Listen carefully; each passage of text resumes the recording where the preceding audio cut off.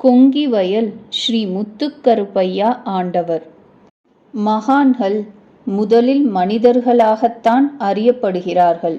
சாதாரண வாழ்க்கையில் உழன்று அதில் இருக்கக்கூடிய கஷ்ட நஷ்டங்களை அனுபவித்த பிறகே அற்புதங்கள் சிலர் வாழ்க்கையில் நடக்கின்றன. இளவயது பருவம் முடிந்ததும் நாம் என்ன ஆக வேண்டும் என்று நாம் விருப்பப்படலாம், தப்பில்லை. ஆனால் தீர்மானிக்கின்ற உரிமை நம்மிடத்தில் இல்லை. இது இறைவனின் விருப்பம். அதுபோல்தான் கொங்கிவயல் கிராமத்தில் சாதாரண குடும்பத்தில் கள்ளர் இனத்தில் பிறந்தவர் முத்துக்கருப்பையா.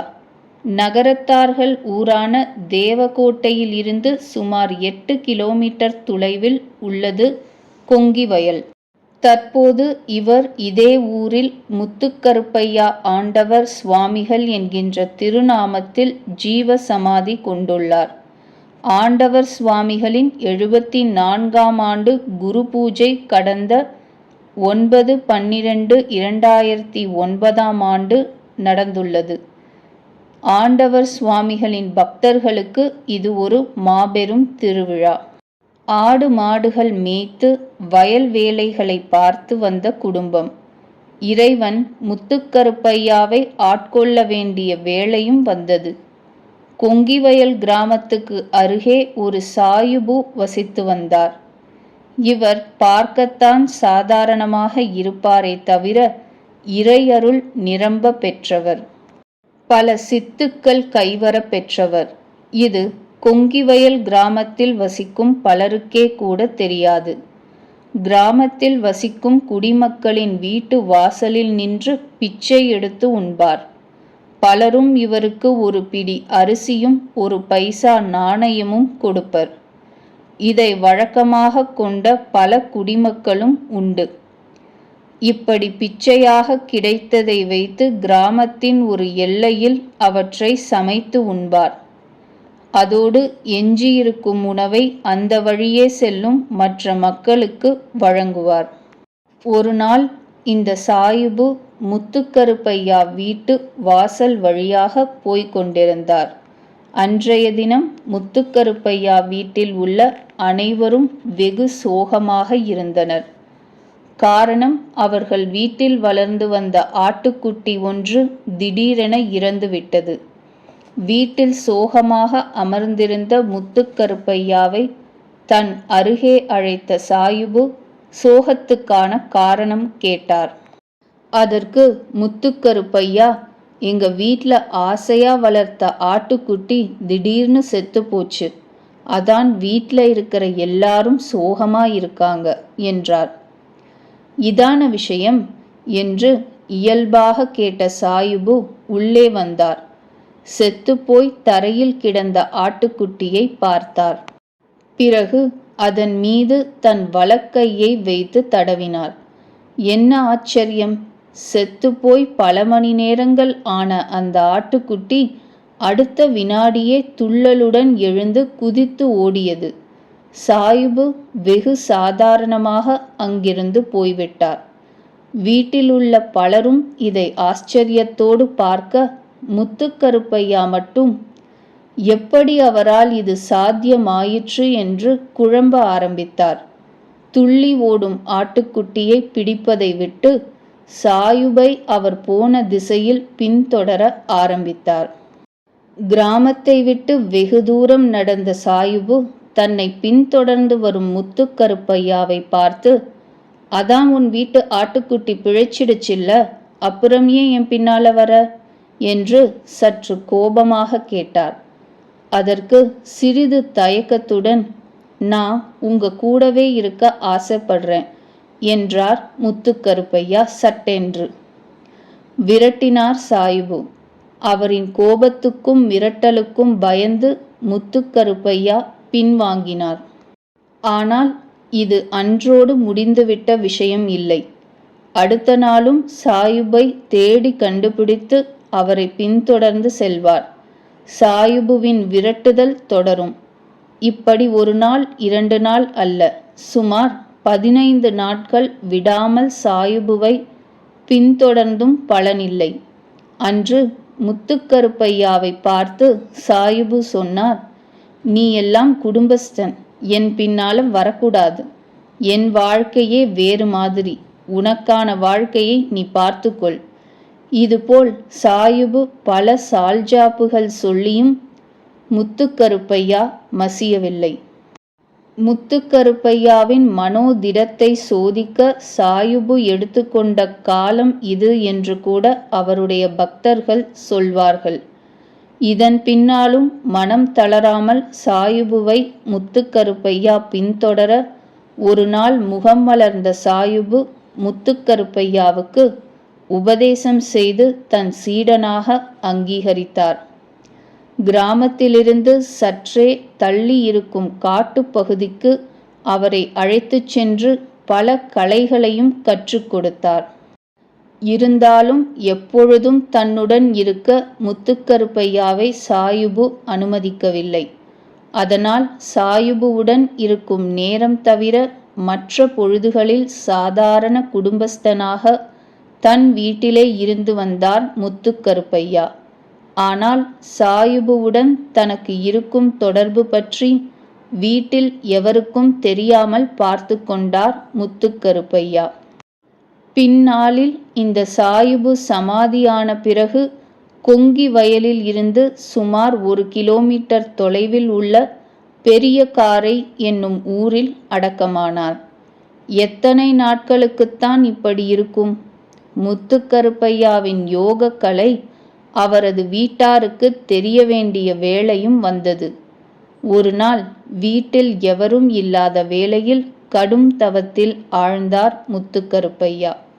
இவரது தவத்தின் வெளிப்பாடாக அக்னி சுடர்விட்டு ஜோதிமயமாக எழுந்தது. ஒரு கட்டத்தில் முத்துக்கருப்பையாவின் வீடே தீப்பிடித்து எரிந்தது. அதே சமயம் இவை எதையும் அறியாமல் வீட்டின் உள்ளே முத்துக்கருப்பையாவின் தவமும் தொடர்ந்தது.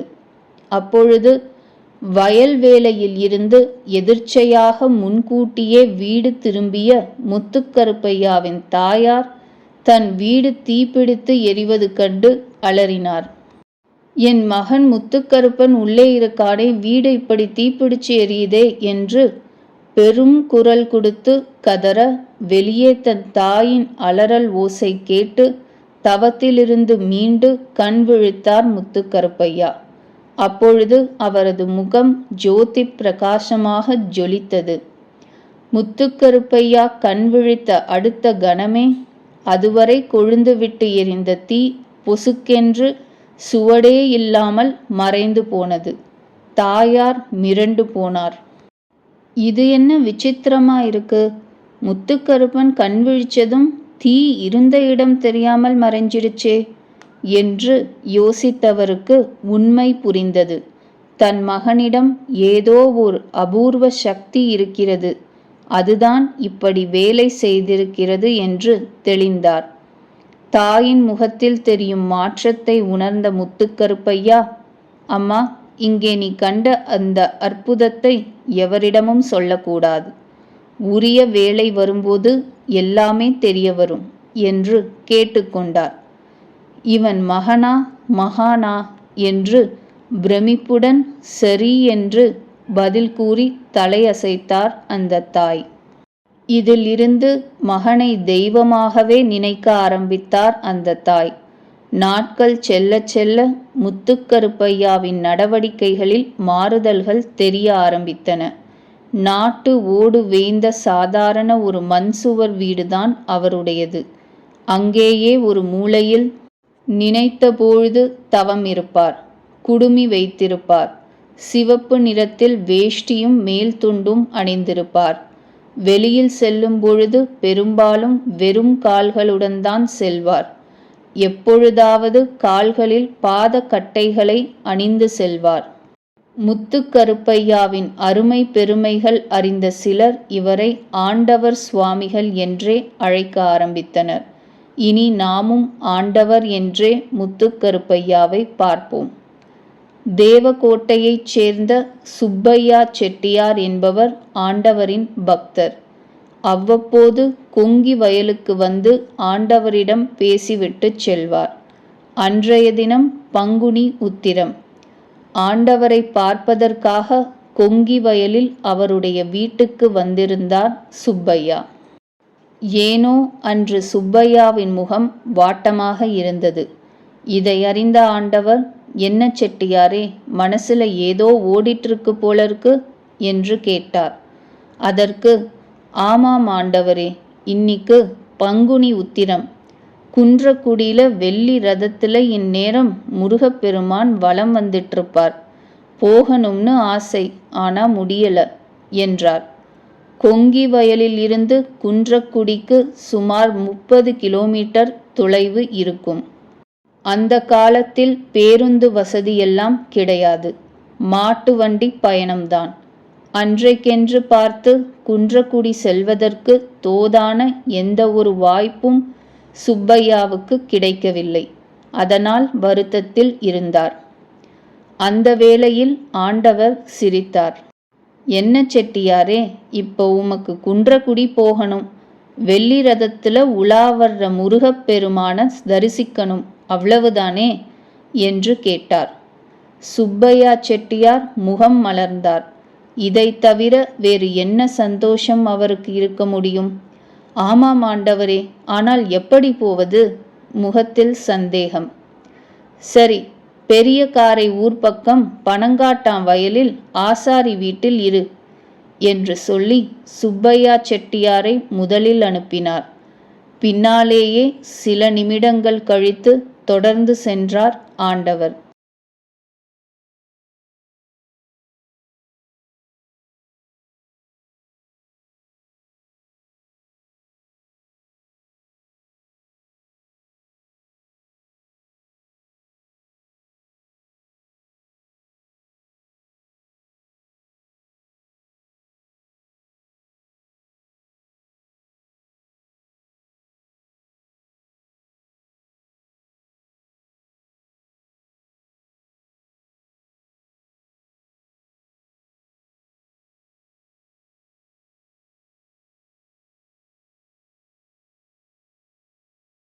பிறகு அந்த ஆச்சாரியின் வீட்டில் இருந்து இருவரும் புறப்பட்டு அருகிலிருந்த கண்மாய்க்கரையை அடைந்தனர். தரையில் ஒரு துண்டை விரித்து சுப்பையாவை அதில் அமரச் சொல்லிவிட்டு தானும் அமர்ந்து கொண்டார் ஆண்டவர். செட்டியாரே, கண்ணை மூடிக்கங்க, நான் திறக்க சொல்றப்பதான் திறக்கணும் என்றார் ஆண்டவர். செட்டியாரும் கண்களை மூடிக்கொண்டார். அடுத்த வினாடியே, செட்டியாரே, கண்ணை திறந்து பாருங்க என்று ஆண்டவரின் குரல் கேட்டு கண்களை திறந்து பார்த்த சுப்பையாவுக்கு நம்பவே முடியவில்லை. குன்றக்குடியில் ஒரு ஊரணிக்கரையில் இருவரும் இருந்தார்கள். கண்ணுக்கு நேரே திருவிழா. குன்றக்குடியே ஜேஜேவென்று இருந்தது.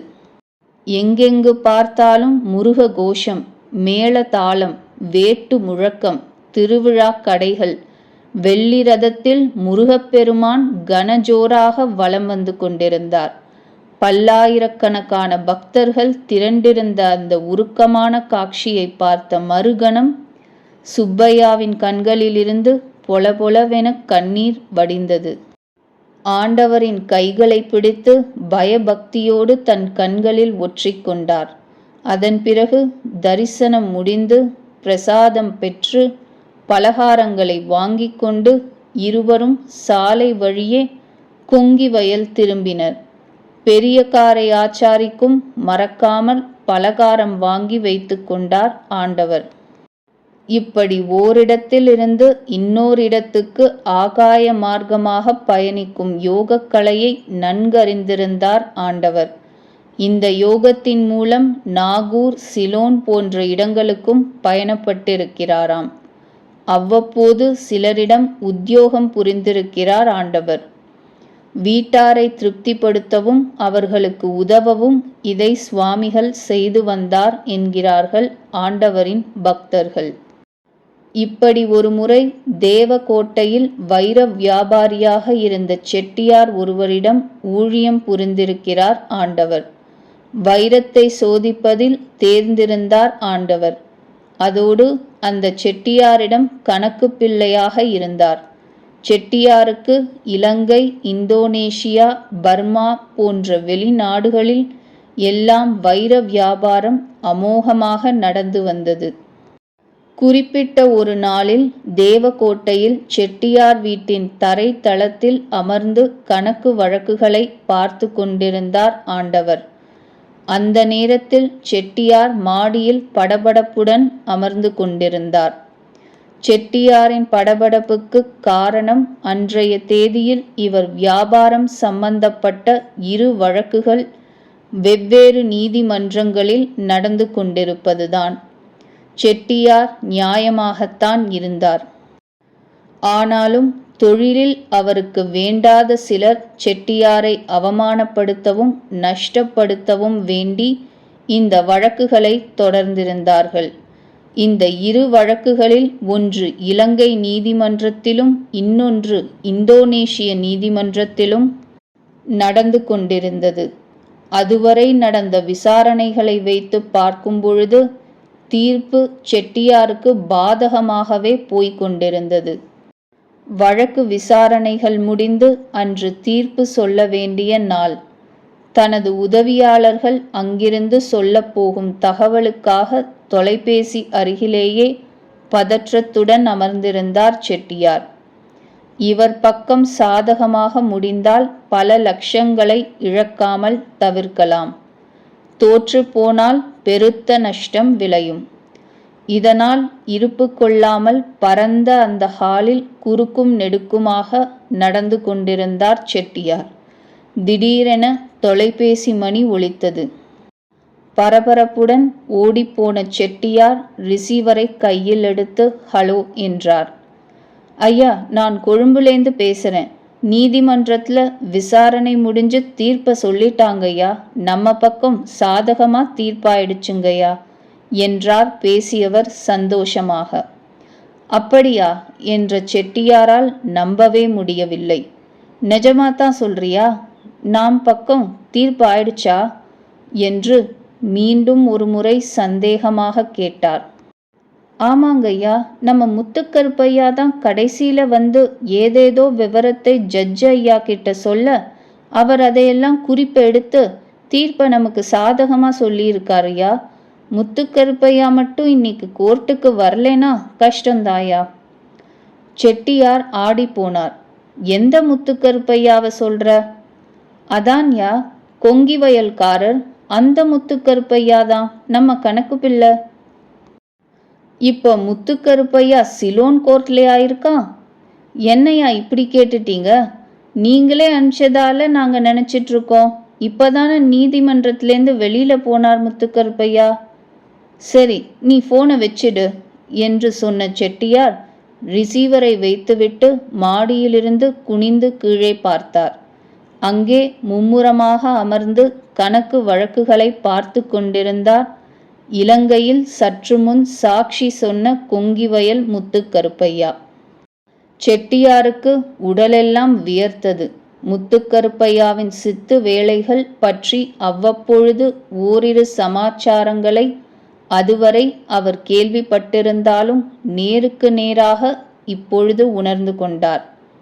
முத்துக்கருப்பையாவின் மேல் செட்டியாருக்கு உள்ள மதிப்பு இன்னும் கொஞ்சம் உயர்ந்தது. 2 வழக்குகளில் ஒன்று நமக்கு சாதகமாக முடிந்துவிட்டது. அடுத்து இந்தோனேஷிய நீதிமன்றத்திலிருந்து என்ன தகவல் வரப்போகிறதோ என்று செட்டியார் தவித்து கொண்டிருந்த போது அருகிலுள்ள தொலைபேசி மீண்டும் ஒலித்தது. மனம் பதறியபடி எடுத்த செட்டியார் ஹலோ என்றார் தவிப்பாக. ஐயா, நான் இந்தோனேஷியாவிலிருந்து பேசுறேன். கோர்ட்ல நம்ம வழக்குல தீர்ப்பு சொல்லிட்டாங்கய்யா. சொல்லு, என்ன தீர்ப்பு என்றார் செட்டியார் படபடப்பாக. ஐயா, நீங்க கவலைப்படும்படியா ஒன்றும் இல்லை. நமக்கு சாதகமாதான் தீர்ப்பு வந்திருக்கு. சந்தோஷமான விஷயம்தான் ஐயா என்றார் அந்த ஊழியர். அப்படியா என்று பெருமூச்செறிந்தவர், நம்ம கம்பெனி ஆட்களுக்கெல்லாம் உடனே ஸ்வீட் வாங்கி கொடுப்பா என்றார் அதிகாரமாக. அதெல்லாம் இருக்கட்டும் யா, நம்ம கிட்ட வேலை பார்க்குற கணக்கு பிள்ளை முத்துக்கருப்பையா மட்டும் இன்னைக்கு கோர்ட்டுக்கு வந்து சில தகவல்களை சொல்லலைன்னா தீர்ப்பு நமக்கு எதிரா போயிருக்கும்யா என்றவரை இடைமறித்தார் செட்டியார். என்னது, முத்துக்கருப்பையாவா? நம்ம கணக்கு பிள்ளையா? அவன் எப்படி அங்கே வந்தான் என்றார் செட்டியார் அதிர்ச்சியிலிருந்து மீளாமல். என்னங்கய்யா, நீங்க அனுப்பிச்சுதான் அவர் வந்ததா நாங்க நினைச்சிட்டு இருக்கோம். அப்பொழுது கீழே தரைத்தளத்தில் அமர்ந்து கணக்கு வழக்குகளை பார்த்து கொண்டிருந்த முத்துக்கருப்பையா ஏதோ விளக்கம் கேட்பதற்காக ஒரு தஸ்தாவேஜை எடுத்துக்கொண்டு மாடிப்படி ஏறி வந்து செட்டியார் முன்னால் நின்று கொண்டிருந்தார். செட்டியார் திக்பிரமையோடும் வியப்போடும் முத்துக்கருப்பையாவை பார்த்து கொண்டிருந்தார். தன் எதிரே ஒரு தஸ்தாவேஜுடன் வெகு இயல்பாக நின்று கொண்டிருக்கும் ஆண்டவரை பார்த்து அதிர்ந்து போய் நின்றார் தேவகோட்டை செட்டியார். ஆண்டவரின் அற்புதங்களையும் சித்து விளையாட்டுகளையும் கன நேரத்தில் புரிந்து கொண்டு விட்ட செட்டியாருக்கு அந்த நேரத்தில் ஆண்டவர் சாக்ஷாத் ஆண்டவனாகவே தெரிந்தார். ஆண்டவரிடம் எதுவும் பேசத் தோன்றாமல் பொசுக்கென கால்களில் விழுந்தார் செட்டியார். ஆண்டவர் நெளிந்தார். செட்டியாரின் கண்களில் இருந்து தாரை தாரையாக நீர் வழிந்தது. ஐயா, எவ்வளோ பெரிய மகான் நீங்க!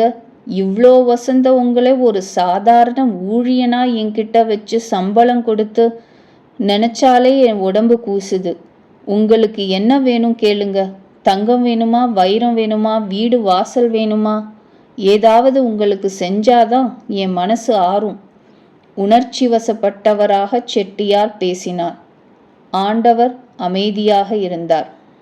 உங்களுக்கு இனிமேலும் மாசாமாசம் சம்பளம் கொடுத்து ஒரு சாதாரண ஊழியனா வச்சிருக்க எனக்கு விருப்பம் இல்லை. உங்களோட அற்புதங்கள் எனக்கு மட்டுமே சொந்தமாக கூடாது, உலகமே அதை அனுபவிக்கணும். செட்டியார் படபடப்பாக பேசினார். ஆண்டவர் திருவாய் மலர்ந்தார். ஐயா, உங்களோட உப்பை நான் சாப்பிடணும், அவ்வளவுதான். எனக்கு மாசம் மாசம் சம்பளம் மட்டும் கொடுங்க, அதுவே போதும் என்று சொல்லி படியிறங்கி வீட்டுக்கு புறப்பட்டு விட்டார் ஆண்டவர். ஆனால் இதன்பின் ஆண்டவர் தேவகோட்டை செட்டியார் வீட்டுக்கு போவதை நிறுத்திவிட்டார். ஆண்டவரின் மகிமை குறித்து கேள்விப்பட்ட பலரும் அவரை தேடி வர ஆரம்பித்தார்கள். ஆனால் எவரெவருக்கு அனுக்கிரகம் செய்ய வேண்டும் என்று ஆண்டவர் தீர்மானிக்கிறாரோ அவர்களுக்கு மட்டுமே அந்த பாக்கியம் கிடைத்தது. கொங்கி வயலுக்கு அருகிலுள்ள எழுவங்கோட்டையில் வசித்து வந்தவர் முத்துஸ்தபதி. தற்பொழுது ஆலய கட்டுமான பணிகளில் பிரபலமாக இருக்கும் கணபதி ஸ்தபதி, சட்டநாதன் ஸ்தபதி, முத்தையா ஸ்தபதி மற்றும் ஷண்முக ஸ்தபதியின் தந்தைதான் முத்துஸ்தபதி. அப்போது முத்துஸ்தபதிக்கு வயசு சுமார் 40 இருக்கும். ஆனால் புத்திர பாக்கியம் இல்லை. முத்துஸ்தபதியின் அண்ணனான சிவன் ஸ்தபதிக்கும் வாரிசு இல்லை. தங்களது கோரிக்கையையும் பிரார்த்தனையையும் இறைவனிடம் முன்வைப்பதற்காக ஒரு மகா சிவராத்திரி தினத்தில் கொங்கி வயலுக்கு அருகிலுள்ள கோட்டூர் நயினார் கோயிலுக்கு சென்றார்கள் இருவரும். இவர்களது பாட்டன்மார்கள் கட்டிய கோயில் அது. அங்கு இறைவனை வணங்கிவிட்டு நடந்தே வீடு திரும்பிக் கொண்டிருந்தார்கள். வரும் வழியில் அண்ணன் சிவன் ஸ்தபதியும் தம்பி முத்துஸ்தபதியும் தங்களுக்கு வாரிசு இல்லாததை பற்றி பேசிக்கொண்டே வந்தனர். அப்பொழுது சிவன் ஸ்தபதி, இங்கே கொங்கி வயலில் ஒரு சாமி இருக்கிறார், வா அவர்களை பார்த்துவிட்டு ஆசி வாங்கி வருவோம் என்றார். அதன்படி இருவரும் கொங்கி வயலில் ஆண்டவர் சுவாமிகளின் வீட்டுக்குச் சென்றனர். ஆண்டவரும் அப்பொழுது வீட்டில் இருந்தார். இருவரும் ஆண்டவரை நமஸ்கரித்து குழந்தை பாக்கியம் இல்லாதது குறித்து கேட்டனர். அப்பொழுது சிவன் ஸ்தபதிக்கு குழந்தை பாக்கியம் இல்லை என்றும் முத்துஸ்தபதிக்கு குழந்தை பாக்கியம் உண்டு என்றும் சொன்னார் ஆண்டவர். அதுவும் அடுத்த மகா சிவராத்திரியின் போது முத்துஸ்தபதியை மட்டும் தன் இடத்திற்கு வருமாறு அந்த நேரத்தில் அவருக்கு அருள்வதாகவும் ஆண்டவர் சொன்னார். ஆண்டவரின் திருவாக்குக்கான விளக்கம் அப்பொழுது இருவருக்கும் புரியவில்லை. அடுத்த மகா சிவராத்திரியன்று நீ மட்டும் வா என்று ஆண்டவர் சொன்னதன் பொருள் சிவன் ஸ்தபதி அடுத்த மகா சிவராத்திரிக்குள் திடீரென இறந்துவிட்ட பிறகுதான் முத்துஸ்தபதிக்கு புரிந்தது. அடுத்த மகா சிவராத்திரியன்று முத்துஸ்தபதி மட்டும் கோட்டூர் நயினாரை தரிசித்துவிட்டு குங்கிவயல் சென்றார். ஆண்டவரும் தன் வீட்டில் இருந்தார். வா முத்து, உன் அண்ணனுக்கு ஆயுள் பலம் இல்ல, அதனால்தான் உன்னை மட்டும் இந்த மகா சிவராத்திரிக்கு வர சொன்னேன். உனக்கு குழந்த பாக்கியம் உண்டு. ஆனா ஆண்டவர் நிறுத்தினார். என்ன சாமி? முத்துஸ்தபதி பதற்றமானார். வேற ஒன்றும் இல்ல, நீ 2வது கல்யாணம் பண்ணிக்கணும் என்றார். முதல் மனைவியுடன் இல்லறம் இனிமையாக போய்க் கொண்டிருக்கும் பொழுது எப்படி 2வது கல்யாணம் பண்ணிக்கொள்வது என்று குழம்பினார் முத்துஸ்தபதி. இதன் பிறகு ஒரு நாள் முதல் மனைவி பார்வதியுடன் ஆண்டவரை தரிசிக்க வந்தார் முத்துஸ்தபதி. பார்வதியை ஆசீர்வதித்த ஆண்டவர், உன் கணவனுக்கு நீயே 2வது கல்யாணம் செய்து வை, உனக்கும் பின்னாளில் ஒரு வாரிசு பிறக்கும் என்று அருளினார். ஆண்டவரின் வாக்குக்கும் ஆசீர்வாதத்திற்கும் கட்டுப்பட்ட பார்வதி தன் கணவர் முத்துஸ்தபதிக்கு மகிழ்ச்சியுடன் 2வது திருமணம் செய்து வைத்தார். 2வது மனைவியாக முத்துஸ்தபதிக்கு அமைந்தவர் கௌரி என்கின்ற நங்கை. பிற்காலத்தில் கௌரிக்கு கணபதி ஸ்தபதி, முத்தையா ஸ்தபதி, சண்முகம் ஸ்தபதி ஆகிய மகன்களும் ஸ்வர்ணம் கமலம் ஆகிய மகள்களும் பிறந்தனர். இந்த காலகட்டத்தில் முத்துஸ்தபதியின் முதல் மனைவி பார்வதிக்கு ஆண்டவர் கொடுத்த வாக்கும் பலித்தது. ஆம், திருமணமாகி பல வருடங்கள் கழித்து பார்வதிக்கு சட்டநாதன் என்கின்ற திருமகன் பிறந்தான். பின்னாளில் ஆண்டவர் சுவாமிகளின் அத்யந்த பக்தரான முத்துஸ்தபதி இவரையே தன் குருவாக பாவித்தார். ஆண்டவரும் முத்துஸ்தபதியும் அடிக்கடி சந்தித்து உரையாடுவார்கள். முத்துஸ்தபதிக்கு ஆண்டவர் அருளிய ஒரு நிகழ்வும் நடந்தது. ஒரு நாள் ஆண்டவரின் வீட்டுக்குச் சென்றார் முத்துஸ்தபதி. அப்பொழுது ஆண்டவர் தரையில் அமர்ந்து இட்லி சாப்பிட்டு கொண்டிருந்தார். முத்துஸ்தபதியை தன் அருகே அமர வைத்து மருமகளை கூப்பிட்டு, முத்துவுக்கும் 2 இட்லி கொண்டு வந்து வை என்றார். அந்த அம்மாளும் முத்துஸ்தபதிக்கு ஒரு இலையை போட்டு 2 இட்லியை வைத்துவிட்டு போனார். தொட்டுக்கொள்ள ஏதாவது கொண்டு வந்து வைப்பார்கள் என்று முத்துஸ்தபதி ரொம்ப நேரம் சாப்பிடாமலே இருந்தார்.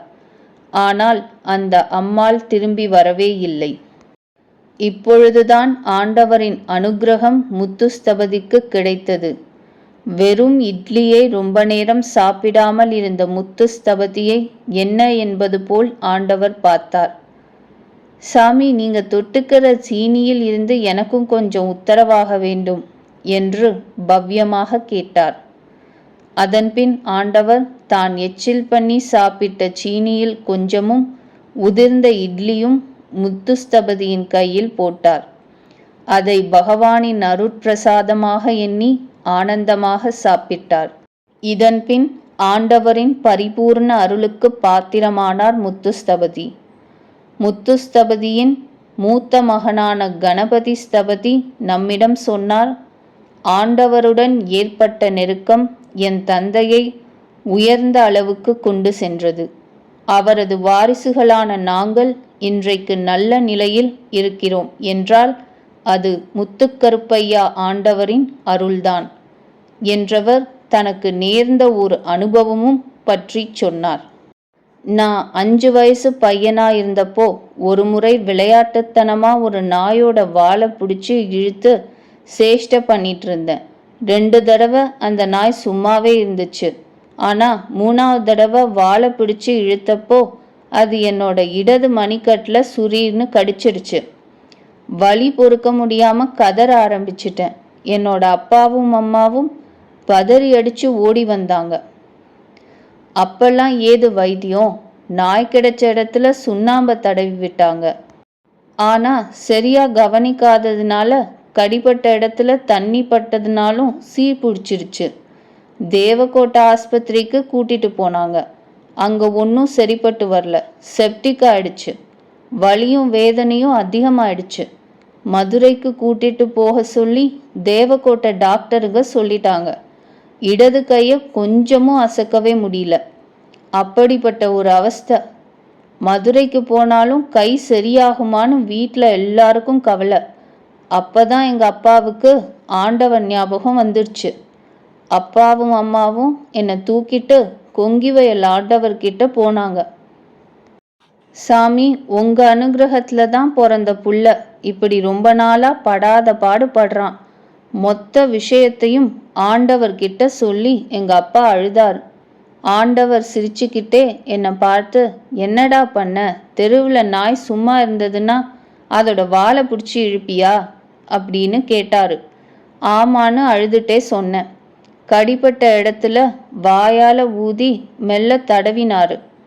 வீட்டுக்கு போனதும் செஞ்சந்தன கட்டைய கடிப்பட்ட இடத்துல இழைச்சி போடுன்னு சொன்னவர், நாங்க கிளம்புறப்ப ஒன்றும் போட வேணாம், சரியாயிடும் அப்படின்னு சொன்னார். ஆண்டவர்கிட்ட போனால் எல்லாம் சரியாயிடும்னு நினச்சி என்னை கூட்டிட்டு வந்த எங்கள் அப்பாவுக்கு இதில் திருப்தியே இல்லை.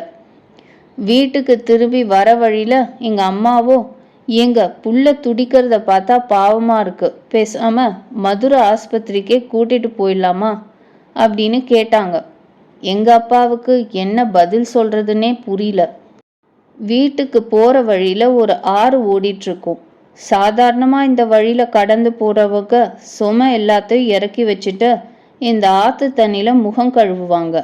அதனால் என்னை தூக்கிட்டு வந்த எங்கள் அம்மா கீழே இறக்கி விட்டுட்டு முகம் கழுவினாங்க.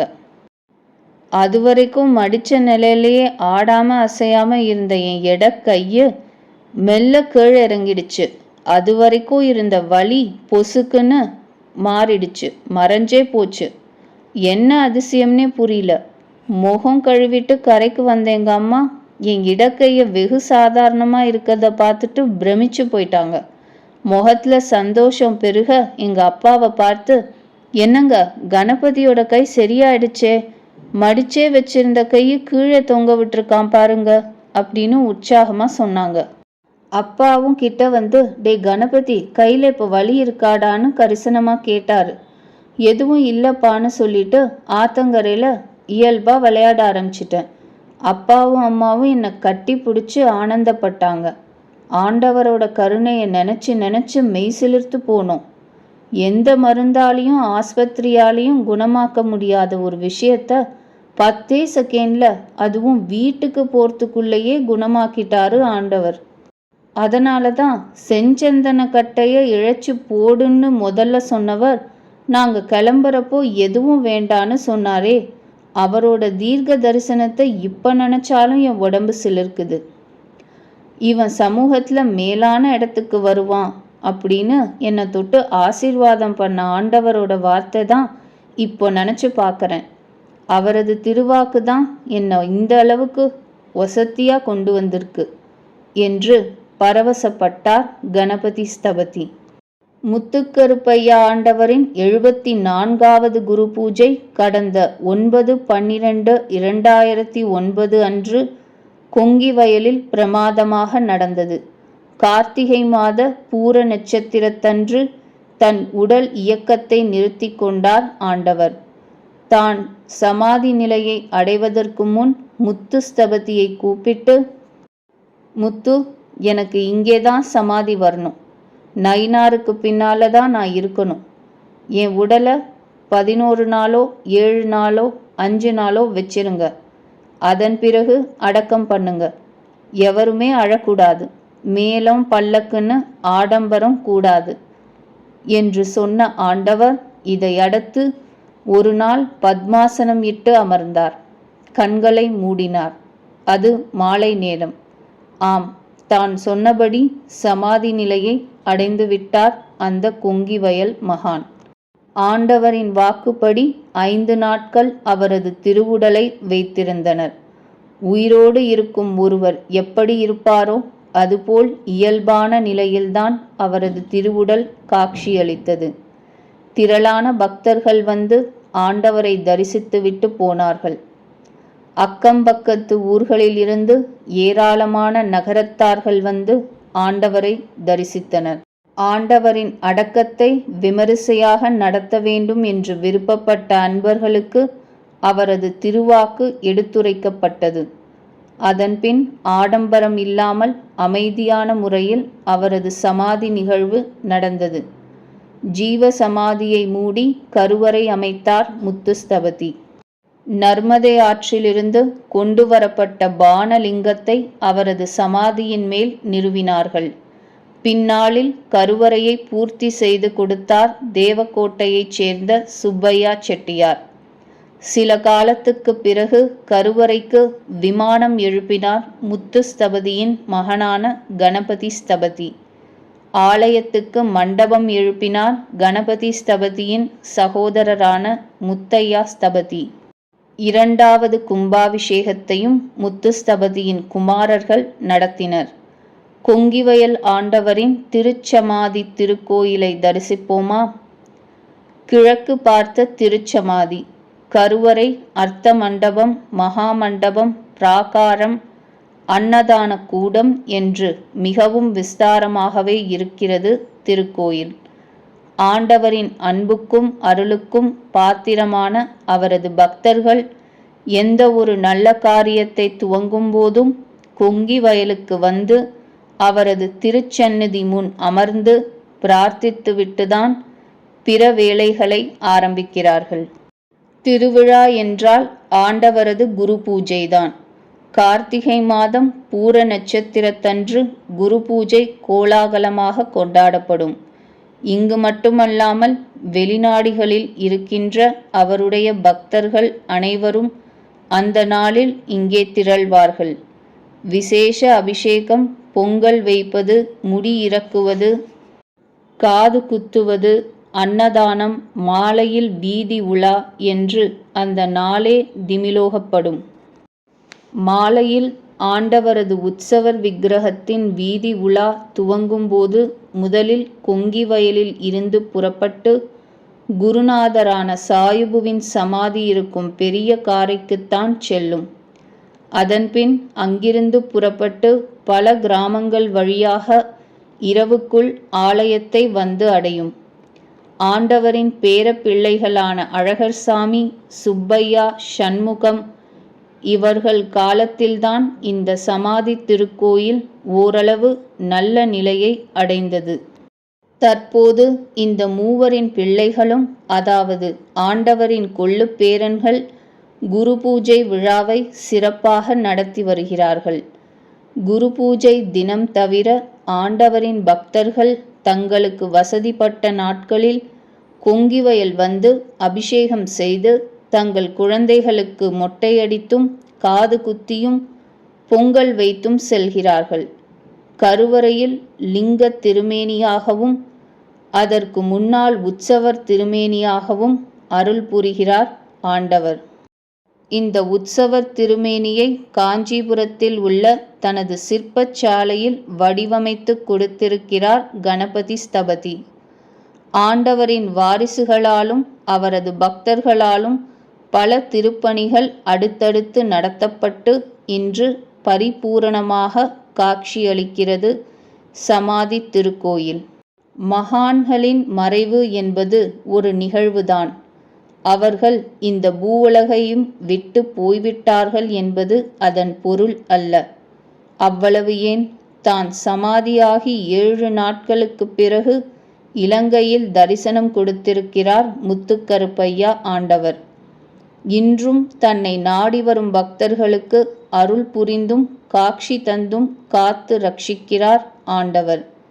அவரது திருக்கோயிலை தரிசித்து குரு அருள் பெறுவோம். திருச்சிற்றம்பலம்.